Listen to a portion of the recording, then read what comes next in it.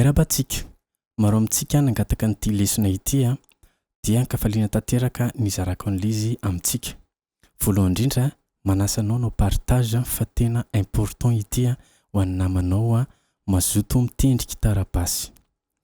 Mialohan'izay dia tsara fantatra fa rehefa ianao mitravy resaka gamme, ohatra hoe gamme diatonique, dia misy an'ireto principe mipetraka ireto mila avahana tsara. Ohatra hoe tonalité de do zao manisaka azy tsika 8e case avy eo 4e corde. Eto zany. Ao anatin'ny gamme diatonique anankiray dia misy doigté miaraka aminy. Misy karazany 10 ny doigté. Ity zao position numéro 2. Ny position numéro 2 mivelatra 5 case le tanana manomboka eo amin'le note tonalité. Dia raha manao gamme diatonique zany tsika dia ohatra zao.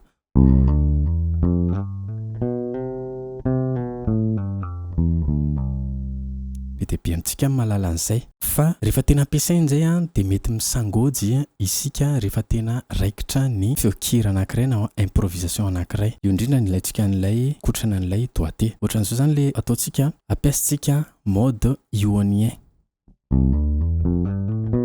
Ataontsika fitendry amérone ny fanaovantsika anazy. Ny atao hoe amérone dia ratsan-tanana roa mitendry note iray. Zay. Do, ré, mi, fa, sol, la. Io zao note anankitelo mihitsy ary. Si, do. Le fanombohany ato ihany no mitendry le tanana ankavanana. Iny. Dia avy eo amin'izay izy manindry fotsiny le tanana ambiny. Tsy miala mihitsy ity fanondro ity raha tsy efa mitotona le ratsan-tanana manaraka. Ohatran'izay.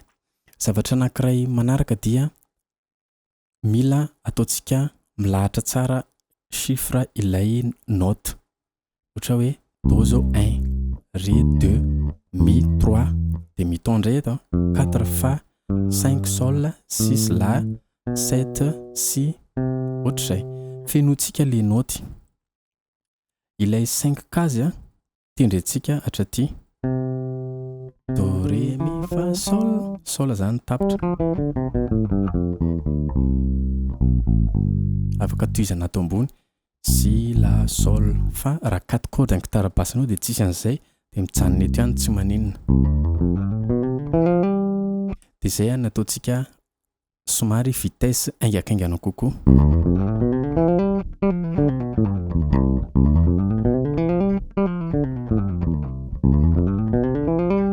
Dia ampitsika exercice anankiray ilay izy ataontsika mode dorien.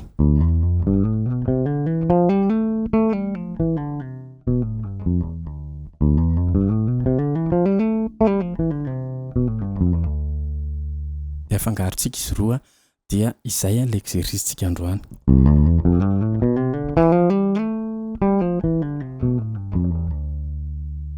Zany hoe mouvement aller ny do. Dia mouvement retour mankany amin'ny ré.